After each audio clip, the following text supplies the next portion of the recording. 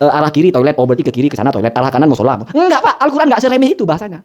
Maka jangan asal kamu ngomong bawa-bawa Al-Quran, bawa-bawa ayat, bawa-bawa hadis. Kalau bahasa Arab aja nggak bisa, nahu nggak paham, usul fikih nggak paham, terus ngegas lagi, merasa paling sok yes, bantah-bantah orang. Kalau cuma tahu satu varian, itu pun mungkin tai kucing bukan coklat, terus merasa orang lain semua makan tai kucing. Itu namanya anak kecil. Saya kasih tahu, sebetulnya kita ini kasihan. Kamu belajar agamanya minim sekali, tiba-tiba mendapat cekokan seperti itu. Lalu ngerasa ini yang paling benar, ikut Quran, ikut hadis. Quran hadis aja pahamnya enggak, cuma dengar dari orang saja. Suruh sodorkan baca bisa dipahami enggak. Buang-buang waktu kita berdiskusi dengan kelas seperti itu. Ya sudah, kalian saja yang berdiskusi.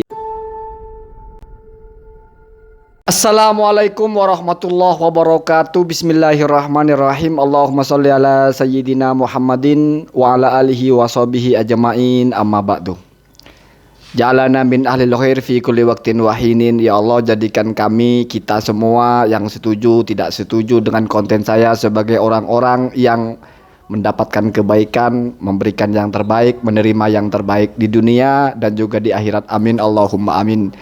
Saya ingatkan mulai sekarang konten saya, kalau ada orang-orang yang membantah maka harus berbahasa Arab, akan saya layani. Kalau berbahasa Indonesia, apalagi copy paste, tidak akan saya layani. Dan saya akan melayani juga dengan berbahasa Arab, biar saya tahu saya berdiskusi dengan orang seperti apa. Seringkali kawan-kawan kita, anak-anak atau dewasa, bertanya tentang sebuah dalil dari amaliyah, bertanya tentang dalilnya ini, dalilnya itu.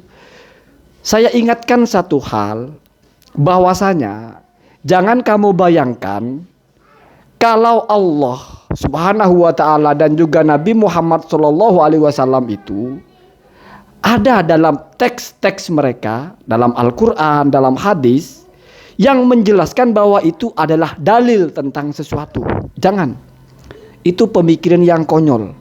Sebuah teks berposisi sebagai dalil atas sebuah hukum itu setelah ada ketetapan atau tindakan ulama. Ingat. Jadi dalam sebuah dalil, ya, ketika ada hukum yang dinisbatkan kepada sebuah teks atau satu teks dianggap sebagai dalil dari sebuah hukum, itu yang menisbatkan atau yang memilih itu ulama, bukan Nabi Muhammad SAW, bukan Allah Subhanahu wa ta'ala. Tidak pernah dalam Al-Quran itu satu teks menjelaskan bahwa ini dalilnya itu, tidak pernah. Dalam hadis pun tidak pernah ada hadis Nabi menyabdakan hadzal hadisu dzalilu dzalikal hukmi. Tidak pernah ada seperti itu. Sehingga kita tidak heran kalau ulama itu berbeda-beda dalam kesimpulan hukum walaupun dalilnya sama. Kalau Nabi yang sudah mengatakan ini dalilnya ini, ulama tidak mungkin berbeda-beda. Saya ambil satu contoh. Kasus Sayyidina Utsman suatu ketika didatangi oleh seorang perempuan, Utiyah bi'imro'atin. Sayyidina Utsman didatangi perempuan. Ini dalam tafsir ketika mentafsirkan ayat wa hamluhu wa fisoluhu salasuna syahron. Maka lalu tiba-tiba datang seorang perempuan yang hamilnya itu cuma 6 bulan. Artinya pasca dia berjima pertama kali dengan suaminya itu 6 bulan setelahnya lahir. Maka oleh Sayyidina Utsman, orang ini mau dihad, mau disangsi, mau diberikan hukuman.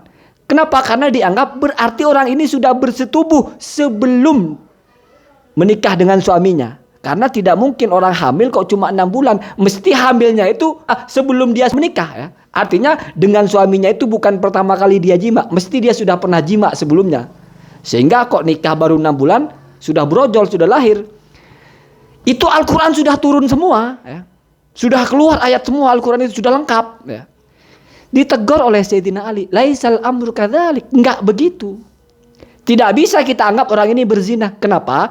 Karena 6 bulan itu masih termasuk kepada aqallu waqtil hamlih, ya. Paling sedikitnya masa melahirkan hamil itu adalah 6 bulan. Itu yang memberitahu Sayyidina Ali. Jadi Sayyidina Utsman sudah baca ayatnya, sudah mendengar dari Nabi ayat itu dibacakan, sudah mendengar hadis Nabi, tidak tahu kalau saja ada dalam Al-Quran itu sebuah madlul atau sebuah hukum yang ditunjukkan berupa aqallul hamli, ya, sittatu ashhur, paling sedikitnya waktu hamil itu 6 bulan. Dan memang di Al-Qur'annya tidak ada begitu. Di hadis Nabi pun tidak ada Nabi menyabdakan paling sedikitnya waktu hamil itu 6 bulan, nggak ada.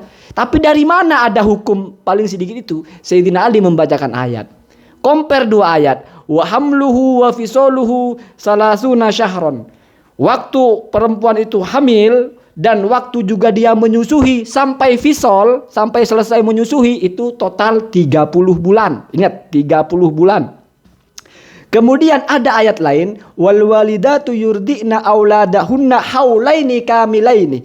Sementara masa menyusui itu sendiri adalah 2 tahun atau 24 bulan. Kalau di compare 2 ayat ini, satu ayat mengatakan hamil dan menyusui 30 bulan, menyusui 24 bulan. Oh, berarti 6 bulan itu sudah disebut waktu hamil. Artinya sudah sah, seseorang dianggap ini adalah anak dari yang kamu berhubungan dengan saya. Walaupun 6 bulan setelahnya lahir seorang anak. Makanya misalnya ada orang berhubungan badan ya, terus ada indikasi hamil gitu, entah telat, terus dia nikah dan ternyata anaknya lahir 7 bulan setelah akad pernikahannya, artinya bukan akadnya ya, setelah dia malam pertama jima, itu masih dihukumi anak bapaknya ya. Jadi itu hukum ya. Dari mana ya? Hukum ada 6 bulan itu? Ya dari compare ayat per ayat. Dan ini yang mengetahui Sayyidina Ali. Bukan dari membaca hadis. Kamu baca dalam kitab fikih pun ketika ada keterangan aqallul hamli, itu dalilnya mesti Al-Quran. Gabungan dari ayat. Artinya kamu jangan berpikir Al-Quran itu difahami seperti kamu membaca panduan. Di tembok misalnya, arah kiri toilet, oh berarti ke kiri ke sana toilet, arah kanan musola. Enggak Pak, Al-Quran enggak seremeh itu bahasanya.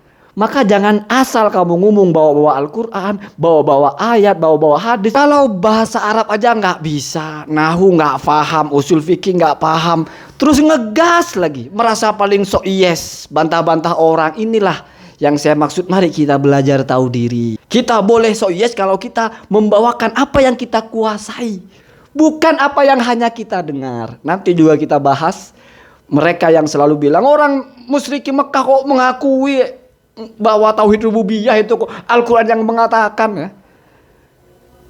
Nanti kita bahas itu ya. Kita telanjangi mereka membagi-bagi tauhid itu ya. Biar tahu, biar ada pandangan ulama yang lebih keren ya, lebih jelas sumbernya daripada sutat-sutat kalian yang mentok-mentoknya di situ. Biar kamu paham ya. Kalau cuma tahu satu varian, itu pun mungkin tai kucing bukan coklat, terus merasa orang lain semua makan tai kucing. Itu namanya anak kecil. Saya kasih tahu, sebetulnya kita ini kasihan ya. Kasihan. Kamu belajar agamanya minim sekali ya. Tapi tiba-tiba mendapat cekokan seperti itu. Lalu ngerasa ini yang paling benar. Ikut Quran, ikut hadis. Ikut Quran, ikut hadis. Quran hadis saja pahamnya enggak ya. Cuma dengar dari orang saja. Suruh sodorkan, baca, bisa difahami enggak. Ya buang-buang waktu kita berdiskusi dengan kelas-kelas seperti itu. Ya sudah, kalian saja yang berdiskusi ya. Saya tidak mau berdiskusi ya. Dan itu pilihan saya ya. Pilihan, kita berhak menghormati siapa saja. Makanya saya pakai standar ukuran berbahasa Arab. Kalau sudah bisa baca bahasa Arab, saya tanggapi bahasa Arab, dia bisa menjawab, berarti lumayan ya. Berarti boleh kita berdiskusi. Karena kalau kita mau mancing kan kita lihat ikannya dulu. Kalau sudah tahu itu kolam nggak ada ikannya, apa yang kita pancing? Apalagi airnya aja nggak ada, ngapain kita lempar air? Kan kita gila berarti ya. Maaf, saya nggak segila itu. Semoga ada manfaatnya.